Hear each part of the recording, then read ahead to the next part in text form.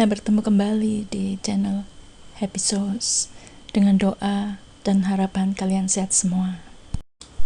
Kali ini kita membahas topik tentang siapakah toxic friends itu atau teman-teman beracun. Sebelum saya lanjutkan, maka silakan terlebih dahulu untuk klik like, tekan tombol subscribe dan gambar lonceng supaya kalian selalu dapat info-info terkini yang mungkin akan bermanfaat bagi kehidupan kalian. Peran teman sangat penting dalam kehidupan kita.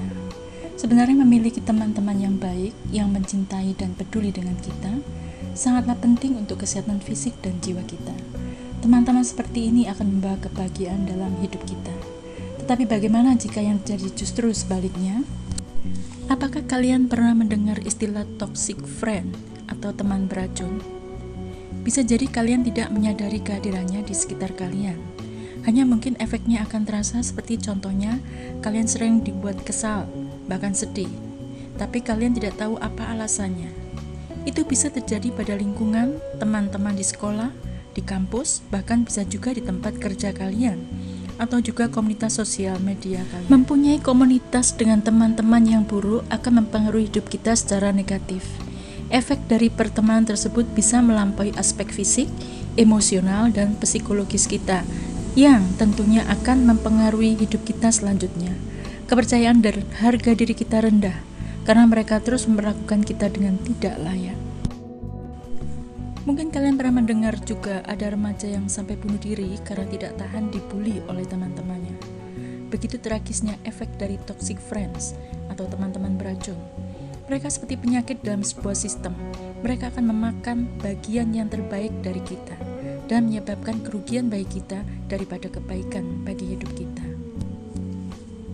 Mari kita kenali ciri-ciri teman yang dikategorikan sebagai toxic friends adalah sebagai berikut. Yang pertama, cirinya dia suka cemburu kepada kita. Mereka sering mematahkan ide-ide atau rencana kita dengan memberikan alasan yang sepertinya sangat masuk akal. Ciri yang kedua, mereka suka berbohong dan memanfaatkan kita. Jika persahabatan mulai dinodai dengan kebohongan, maka kita perlu untuk mempertimbangkannya lagi. Apalagi banyak alasan yang dibuat demi kepentingan mereka sendiri. Ciri yang ketiga adalah gosip. Penggosip adalah orang yang menyebarkan desas-desus dan informasi yang salah tentang kita atau tentang orang lain. Mereka mengobrol di belakang kita untuk menurunkan reputasi kita di depan teman-teman yang lain. Ciri yang keempat adalah membuat kalian merasa tidak nyaman. Jika kalian merasa tidak nyaman akan kehadiran teman-teman kalian, bisa jadi mereka termasuk toxic friends. Membayangkan kehadirannya saja kalian mungkin sudah buru-buru ingin kabur dan malas bertemu. Itu bisa terjadi jika kalian pernah mendapat pengalaman buruk dengan mereka atau perilaku mereka sering membuat kalian tidak nyaman. Sebagai contoh, setiap kali kalian bersama, kalian merasakan tekanan mental yang membuat kalian tertekan atau tidak bebas mengekspresikan diri kalian. Yang kelima, egois. Memang lebih baik jika kita tidak memiliki teman daripada memiliki teman yang egois. Kita memberikan banyak dukungan kepada mereka, tetapi kita tidak bisa menemukan mereka saat kita membutuhkan bantuan. Mereka membuat alasan yang seakan-akan menjelaskan bahwa mereka tidak terlalu peduli dengan kita. Selanjutnya, ciri yang keenam, tidak bisa menyimpan rahasia. Salah satu unsur dari persahabatan adalah kepercayaan. Waktu kita berbagi tentang harapan, rencana, masa depan, dan sebagainya kepada dia, sahabat kita, tapi ternyata dia menceritakan itu kepada semua orang. Ini sudah merupakan satu ciri bahwa kita berteman dengan orang yang salah. Yang ketujuh adalah mengkritik. Memang tidak ada salahnya sih kita bisa menerima kritikan dari orang lain, tapi dengan catatan bahwa kritik itu yang membangun, yang memang jujur. Jadi kritik yang saya maksud di sini adalah kritik negatif Mereka memberikan penilaian kritis dan mempermalukan kita.